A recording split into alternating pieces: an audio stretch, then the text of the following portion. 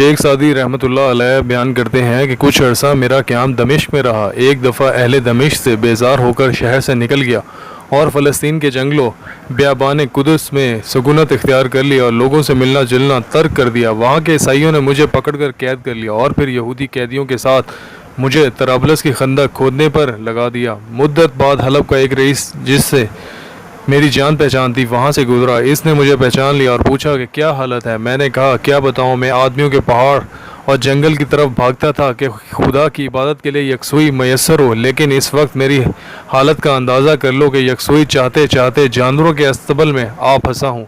سچ پوچھو تو یگانوں کے سامنے قیدی بن کر رہنا اس سے بہتر ہے کہ بیگانوں کے ساتھ باغ میں رہے۔ رئیس کو میری حالت پر رحم آ گیا اور اس نے 10 دینار دے کر مجھے فرنگیوں کی قید سے چھڑا لیا۔ پھر مجھے اپنے ساتھ حلب لے گیا۔ اس کی ایک بیٹی ابھی غیر شادی شدہ تھی۔ اس نے 100 دینار مہر پر میری شادی اس لڑکی سے کر دی۔ کچھ مدت وہاں گزری تھی کہ بیوی نے بد مزاجی اور زبان درازی شروع کر دی، یہاں تک کہ میرا جینا دو بھر کر دیا۔ ایک بار اس نے مجھے طعنہ دیا، کیا تو وہی نہیں ہے جس کو میرے باپ نے 10 دینار دے کر فرنگیوں کی قید سے چھڑایا تھا؟ میں نے کہا ہاں بے شک میں وہی ہوں۔